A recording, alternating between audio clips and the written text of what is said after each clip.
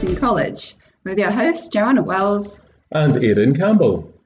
Okay, so today we're going to talk about a very popular concept in pricing called price elasticity. Now, price elasticity has an important role in pricing because it's a measurement which tracks consumer demand or responses in relation to a price. So if a certain price is high, what happens next? Does demand go up or down? Does volume go up or down?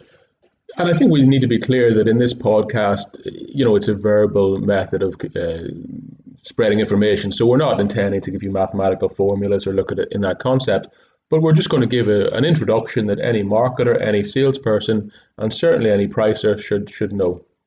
Yeah, it's an interesting concept because, a lot of pricing managers use it, especially in, say, more consumer focused B2C industries, airlines, cruise ships, tourism, leisure industry, even, cinemas, things like that. So especially ones which have a capacity restraint of some sort, goes with dynamic pricing quite well.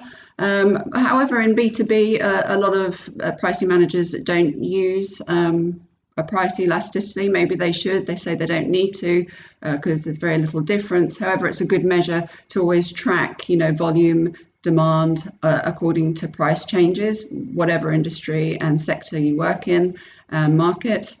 So, yeah. Yeah, look, I think I previously worked in a B2B environment and we would put through annual price rises.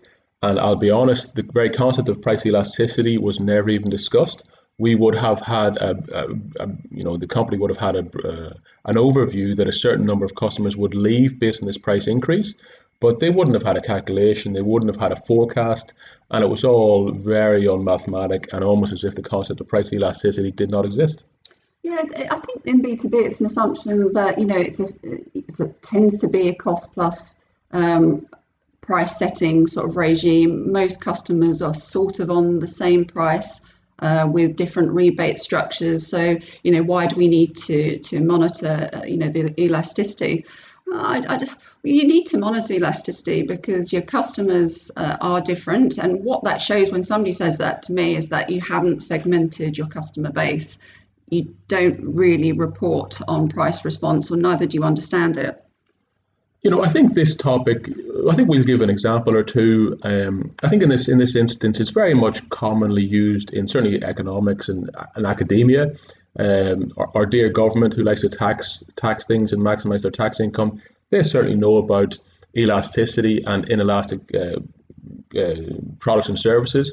If you ever think about where the government puts taxes on or what consumer products they tax, it's always something that if you increase the price, the demand will stay relatively stable.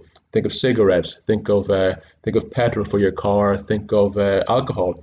Those sort of things tend to be very inelastic, obviously up to a point.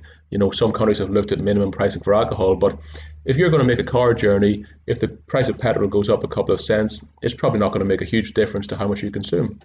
Yeah, so it comes down to, like when a customer really needs a product or service, then they're likely to be more less sensitive to price and think about other things rather than just the price point. They're thinking about the value the product has to them, whether it solves a specific issue that like everybody needs to put petrol in the car for the car to move so they can go from A to B. So to a certain point, this is why it's inelastic.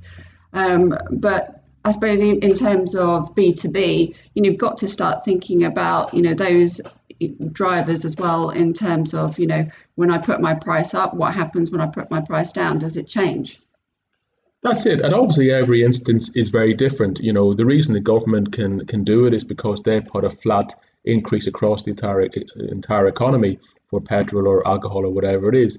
When you're an individual business, the elasticity will likely be much more prominent because people can swap out for another provider. They can swap for another similar but slightly different product. So you need to consider the exact instance of your business, know the value drivers as to why people buy from you, and then you should be able to, over time, as you build up a history of knowledge of your customer base, you should be able to have a reasonable estimate as to the elasticity of price changes that you will make.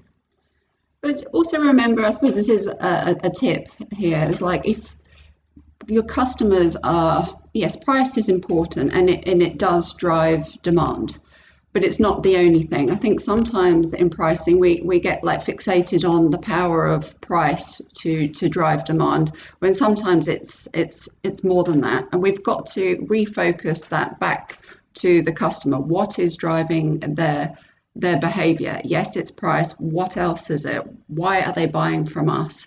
And then when we read our price elasticities measures with that frame of perspective in mind, then we can start working out, what the drivers are. We talked before about loss aversions, what the drivers of price elasticity. The number one driver of price elasticity is that loss aversion concept. I do recommend going back to that podcast.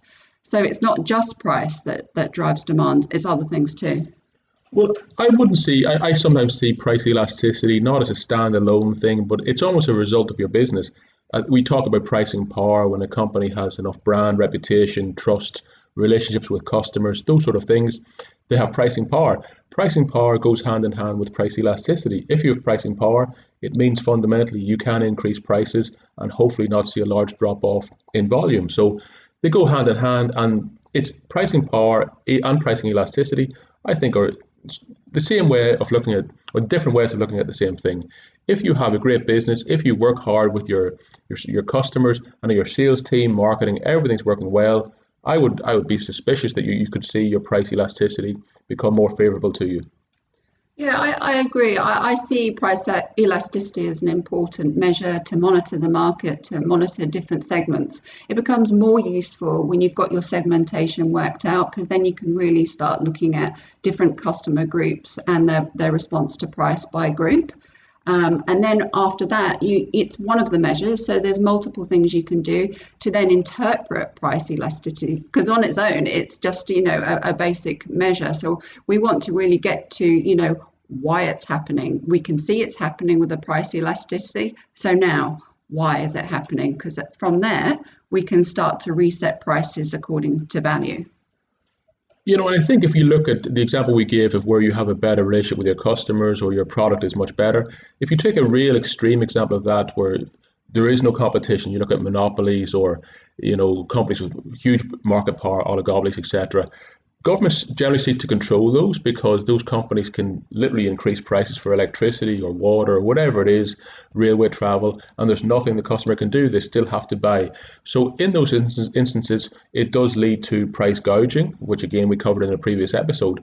When pricing power when it's unfettered or uncontrolled, you will have certain problems in the market, and that is something that a lot of government agencies seek to control as well. So it's a topic that covers business, but also economics and, a lot of government interference also. Yeah, well, thank you for listening. I think that's all I've got to say on the topic for today, and we're happy to revisit if you would like us to. Yeah, so have a great day. Yeah, thanks a lot.